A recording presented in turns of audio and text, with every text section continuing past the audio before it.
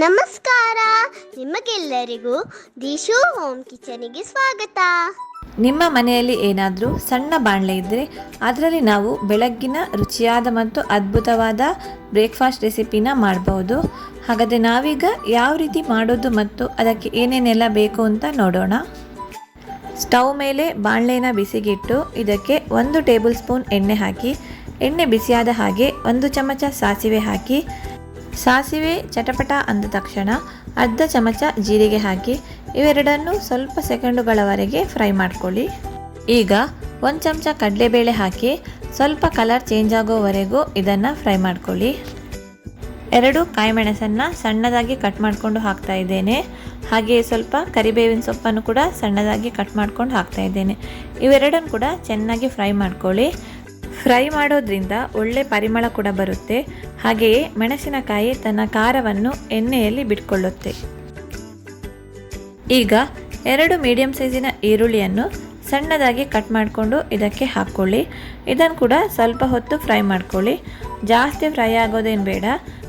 ಈರುಳ್ಳಿ ಕಲರ್ ಸ್ವಲ್ಪ ಚೇಂಜ್ ಆದರೆ ಸಾಕು. ನೋಡಿ, ಇಷ್ಟಾದರೆ ಸಾಕು. ಈಗ ಗ್ಯಾಸನ್ನು ಆಫ್ ಮಾಡಿಕೊಂಡು ಇದನ್ನು ತಣ್ಣಗಾಗಲಿಕ್ಕೆ ಇಟ್ಬಿಡಿ. ಇಲ್ಲಿ ನಾನು 1 ಕಪ್ ಆಗುವಷ್ಟು ಬಿಳಿ ರವೆಯನ್ನು ತಗೊಂಡಿದ್ದೇನೆ. ಇದನ್ನು ಮಿಕ್ಸಿ ಜಾರಿಗೆ ಸೇರಿಸಿಕೊಳ್ಳುವ. ಈಗ ಅದೇ ಕಪ್ಪಲ್ಲಿ ಅರ್ಧ ಕಪ್ ಆಗುವಷ್ಟು ಮೊಸರನ್ನ ಹಾಕ್ತಾ ಇದ್ದೇನೆ. ಹಾಗೆಯೇ 1/4 ಕಪ್ ಆಗುವಷ್ಟು ನೀರನ್ನು ಸೇರಿಸ್ತಾ ಇದ್ದೇನೆ. ಇದನ್ನೀಗ ಎಷ್ಟು ಆಗುತ್ತೆ ನೋಡಿ ಅಷ್ಟು ನುಣ್ಣಗೆ ಗ್ರೈಂಡ್ ಮಾಡ್ಕೊಂಡು ತರಬೇಕು. ನೋಡಿ, ಈ ಹದಕ್ಕೆ ಇದ್ದರೆ ಸಾಕು. ಮೆತ್ತಗೆ ನಾವಿದನ್ನು ರುಬ್ಕೋಬೇಕು. ನೋಡಿ, ತುಂಬ ಸಾಫ್ಟ್ ಆಗಿದೆ. ಇಷ್ಟು ಸಾಫ್ಟ್ ಆದರೆ ಸಾಕು. ತರಿತರಿಯಾಗಿದ್ದರೆ ಇನ್ನೊಂದ್ಸಲ ನೀವು ಗ್ರೈಂಡ್ ಮಾಡ್ಕೊಳ್ಳಿ. ಗ್ರೈಂಡ್ ಮಾಡಿರುವ ಹಿಟ್ಟನ್ನು ಒಂದು ಮಿಕ್ಸಿಂಗ್ ಬೌಲಿಗೆ ಟ್ರಾನ್ಸ್ಫರ್ ಮಾಡಿಕೊಳ್ಳಿ. ಇದಕ್ಕೆ ನಾವು ರೆಡಿ ಮಾಡಿಟ್ಟಂತಹ ಒಗ್ಗರಣೆನ ಸೇರಿಸ್ಕೊಳ್ಳಿ. ಸ್ವಲ್ಪ ಕೊತ್ತಂಬರಿ ಸೊಪ್ಪನ್ನು ಸಣ್ಣದಾಗಿ ಕಟ್ ಮಾಡಿಕೊಂಡು ಹಾಕಿ, ಹಾಗೆಯೇ ಸ್ವಲ್ಪ ರುಚಿಗೆ ತಕ್ಕಷ್ಟು ಉಪ್ಪು ಹಾಕಿ ಇದನ್ನು ಚೆನ್ನಾಗಿ ಮಿಕ್ಸ್ ಮಾಡ್ಕೋಬೇಕು.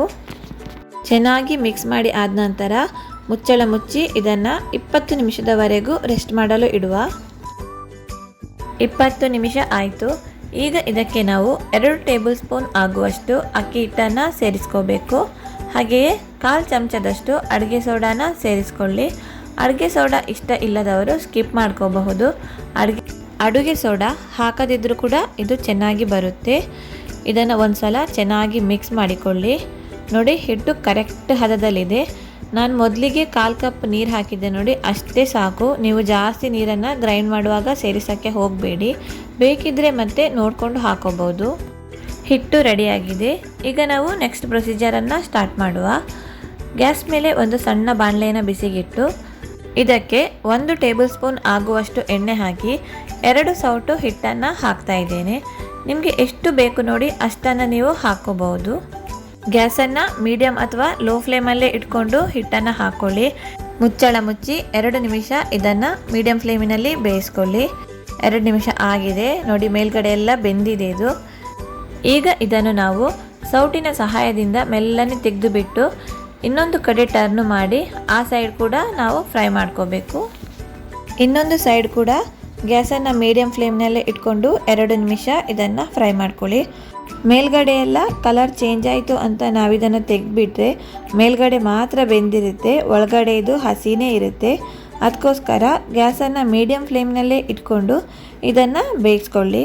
2 ಸೈಡ್ ಕೂಡ ಕರೆಕ್ಟಾಗಿ ಬೆಂದಿದೆ ಇದು. ಈಗ ಇದನ್ನು ನಾವು ತೆಗೆದು ಬಿಡುವ. ಇದನ್ನು ಒಂದು ಪ್ಲೇಟಿಗೆ ಸರ್ವ್ ಮಾಡ್ಕೊಳ್ಳಿ.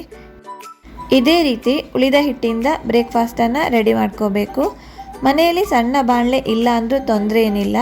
ದೋಸೆ ಮಾಡೋ ಕಾವಲಿ ಎಲ್ಲ ಇರುತ್ತೆ ನೋಡಿ, ಅದರಲ್ಲಿ ನಾವು ಸಣ್ಣ ಸಣ್ಣದಾಗಿ ದೋಸೆನ ಮಾಡ್ಕೋಬಹುದು. ಒಂದ್ಸಲ ಈ ಬ್ರೇಕ್ಫಾಸ್ಟ್ ರೆಸಿಪಿನ ಟ್ರೈ ಮಾಡಿ. ಖಂಡಿತವಾಗಿಯೂ ನಿಮಗೆ ಇಷ್ಟ ಆಗುತ್ತೆ. ತುಂಬಾ ರುಚಿಯಾಗಿರುತ್ತೆ. ಮುಂಚಿನ ದಿವಸ ಅಕ್ಕಿ ನೆನೆ ಹಾಕೋದೆಲ್ಲ ಏನೂ ಬೇಕಾಗಿಲ್ಲ. ಬೆಳಿಗ್ಗೆ ಎದ್ದ ತಕ್ಷಣ ನಾವು ಇದನ್ನು ದಿಢೀರಾಗಿ ಮಾಡ್ಕೋಬಹುದು. ನೋಡಿ, ಎಷ್ಟೊಂದು ಸಾಫ್ಟ್ ಆಗಿದೆ. ನೋಡುವಾಗ ಗಟ್ಟಿ ಗಟ್ಟಿ ಅನಿಸಿದ್ರೂ ಕೂಡ ಇದು ತುಂಬಾ ಮೆತ್ತಗಾಗಿದೆ. ನೋಡಿ, ನಿಮಗೆ ತೋರಿಸ್ತಾ ಇದ್ದೇನೆ. ನೋಡಿ, ಈಗ ಕಟ್ ಮಾಡಿ ಒಳಗಡೆ ಯಾವ ರೀತಿ ಇದೆ ಅಂತ ತೋರಿಸ್ತಾ ಇದ್ದೇನೆ. ತುಂಬಾ ಸಾಫ್ಟಾಗಿ ಬಂದಿದೆ. ಖಂಡಿತವಾಗಿಯೂ ಒಂದ್ಸಲ ಈ ರೆಸಿಪಿನ ನೀವು ಟ್ರೈ ಮಾಡಿ. ಈ ರೆಸಿಪಿ ನಿಮಗೆ ಇಷ್ಟ ಆದರೆ ಲೈಕ್ ಮಾಡಿ, ಕಮೆಂಟ್ ಮಾಡಿ, ಶೇರ್ ಮಾಡಿ. ಹಾಗೆ ನಮ್ಮ ಚಾನಲಿಗೆ ಸಬ್ಸ್ಕ್ರೈಬ್ ಮಾಡಿ. Thank you for watching.